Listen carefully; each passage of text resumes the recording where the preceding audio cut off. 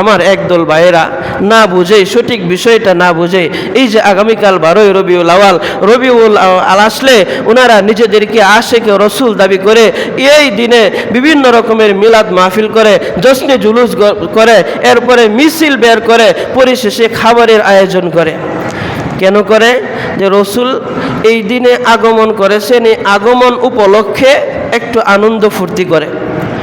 এখন আমার দেখতে হবে, এই যে আমি একজন মুসলমান হইয়া রসুলের আগমন উপলক্ষে আমি ফুর্তি আনন্দ করতেছি, এই ফুর্তি আনন্দটা যে নবী দুনিয়াতে আসছিলেন উনি করছেন কিনা, এরপরে ওনাকে যারা দেখেছেন, ওনাকে দেখে যারা সরাসরি দুনিয়াতে থেকে জান্নাতের সার্টিফিকেট দুনিয়াতে থাকতেই যারা অর্জন করেছেন তারা করেছেন কিনা, তার পরবর্তী যুগ করেছেন কিনা, এবং বড় বড় যুগের ইমাম, যে ইমামে আজম, ইমাম আবু হানিফা, ইমাম শাফি, ইমাম মালিক, ইমাম আহমদ বিন হাম্বল সহ আরো যুগের বড় বড় যত ইমাম আছে, এই সমস্ত ইমাম আমাদেরকে নির্দেশ করেছেন কিনা, কোন কিতাবের মধ্যে, বইয়ের মধ্যে আমাদেরকে ঈদে মিলাদুন নবী পালন করতে বলেছেন কিনা, হক্কানে উলামায়ে কেরাম আমাদেরকে বলেছেন কিনা পালন করার জন্য, অবশ্যই সেই বিষয়টা আমার দেখতে হবে।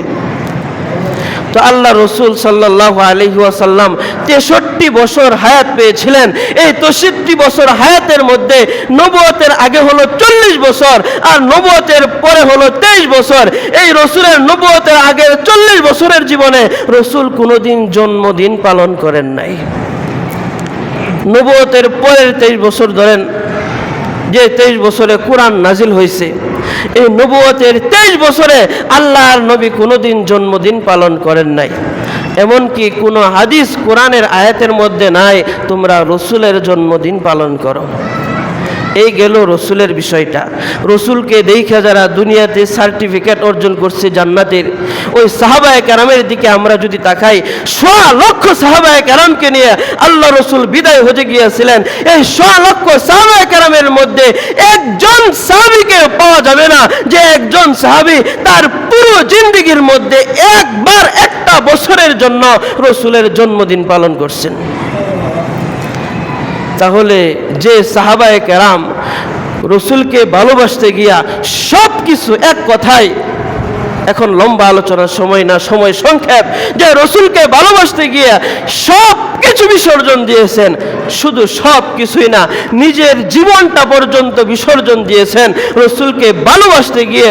পুরো জীবনটা একবারে রসুলের জন্য উৎসর্গ করে দিয়েছিলেন। এই 100 লক্ষ সাহাবায়ে কেরামের মধ্যে সাধারণ থেকে সাধারণতম একজন সাহাবীর জীবনেও রসুলের জন্মদিন পালন করেন নাই। তাহলে রসুলের প্রতি ভালোবাসা সাহাবার চাইতে কি আমাদের ভালোবাসা বেশি হয়ে গেল? কখনোই না।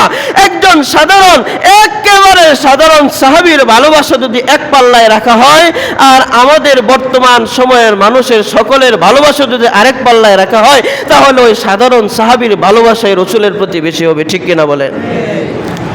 তো রসুল 3 যুগের ব্যাপারে প্রশংসা করেছেন। প্রতিদিন খুতবার মধ্যে পড়ে খৈরুল কুরুনি করনি সুম্মাল্লাযীনা ইয়ালুনাহুম সুম্মাল্লাযীনা ইয়ালুনাহুম, যে রসুল 3 যুগের ব্যাপারে প্রশংসা করেছেন। 3 যুগ হলো সোনালী যুগ। এক যুগ হলো আল্লাহ রসুল বলেন আমার যুগ, যে খৈরুল কুরুনি করনি, আমার যুগ অর্থাৎ সাহাবায়ে কেরামের যুগ। এরপরে সুম্মাল্লাযীনা ইয়ালুনাহুম, এর পরবর্তী যুগ তাবেঈদের যুগ, সুম্মাল্লাযীনা ইয়ালুনাহুম, এর পরবর্তী যুগ। এই 3 যুগের ব্যাপারে রসুল প্রশংসা করেছেন। সাহাবায়ে কেরামের যুগ, তাবেঈর যুগ, তাবেঈর যুগ, এই যে 3 যুগের কোনো একজন মানুষকে পাওয়া যাবে না আল্লাহর রসুলের ঈদে মিলাদুন নবী জন্মদিন পালন করেছেন। এবার আসেন যুগের বড় বড় ইমাম, কোন ইমাম জন্মদিন পালন করে নাই। আসেন বড় বড় হাদিসের কিতাব যারা লিখে গিয়েছেন, যে কিতাব পড়ে আমরা আপনাদেরকে মেসেজগুলো, রসুলের কথাগুলো, রসুলের বিষয়গুলো আপনাদের কাছে পৌঁছে দেয়। ইমাম বুখারী রাহিমাহুল্লাহ, যে বুখারীর মধ্যে একটা হাদিসও কোনো দুর্বল হাদিস নাই। 6 লক্ষ 7 লক্ষ হাদিস ওনার মুখস্থ ছিল। এত এত লক্ষ লক্ষ হাদিস মুখস্থ ছিল, অথচ বুখারী শরীফের মধ্যে এতগুলো তিনি হাদিস আনলেন, 7000-এর উপরে হাদিস আনলেন। একটা হাদিসেও তিনি বললেন না যে রসুলের জন্মদিন পালন করতে হবে। ইমাম মুসলিম রাহিমাহুল্লাহ এতগুলি হাজার হাজার হাদিস আনলেন, কোন হাদিসের মধ্যে বললেন না রসুলের জন্মদিন পালন করতে হবে। ইমাম নাসাই রাহিমাহুল্লাহ এতগুলো হাদিস আনলেন, কোন হাদিসের মধ্যে বললেন না রসুলের জন্মদিন পালন করতে হবে। ইমাম ইবনে মাজাহ রাহিমাহুল্লাহ এতগুলো হাদিস উল্লেখ করলেন, কোন হাদিসের মধ্যে বললেন না রসুলের জন্মদিন পালন করতে হবে। ইমাম তিরমিজি রাহিমাহুল্লাহ এতগুলো হাদিস উল্লেখ করলেন, একটা হাদিসের মধ্যে বললেন না যে রসুলের জন্মদিন পালন করতে হবে।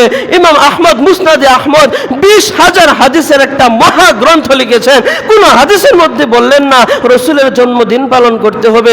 কোরআনের মধ্যেও নাই, হাদিসের মধ্যেও নাই, অথচ এটা নিয়ে আমরা ব্যস্ত, ঠিক কিনা বলেন? কোথায় পাইলাম এগুলো? রসুলের সুন্নত, খাবার সুন্নত আদায় করেন, রসুল আপনাকে ভালোবাসবে। আপনি ঘুমের সুন্নত আদায় করেন, রসুল আপনাকে ভালোবাসবে।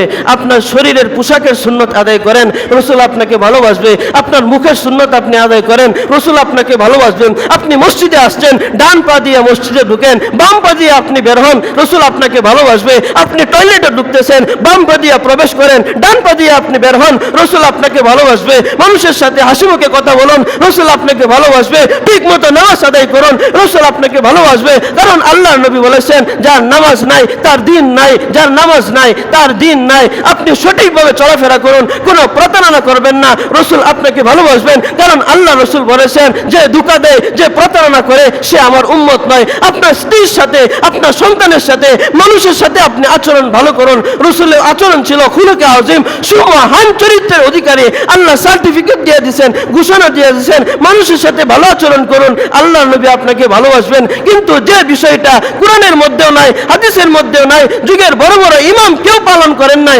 পালন করতে বলেন নাই, এমন একটা দিনের মধ্যে আপনি নিজেকে আশেক রসুল দাবি কইরা আপনি মিটিং মিছিল করলেন, আপনি খাবারের আয়োজন করলেন, এটাকে রসুলের ভালোবাসা আপনি মনে করলেন।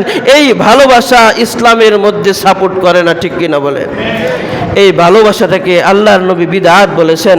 কারণ বলেছেন যেটা ইসলামের মধ্যে নাই এমন একটা নতুন বিষয় ফাহুয়া রদ্দুন, এটা প্রত্যাখ্যানযোগ্য, এটা গ্রহণযোগ্য হবে না।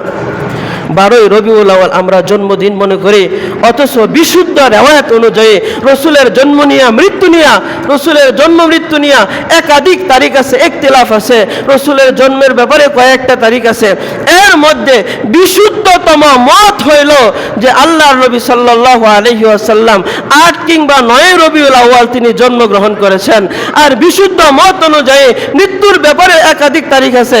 বিশুদ্ধ তারিখ হলো আল্লাহর রসুল 12ই রবিউল আউয়াল তিনি দুনিয়া থেকে চলে গিয়েছেন, ইন্তেকাল করেছেন।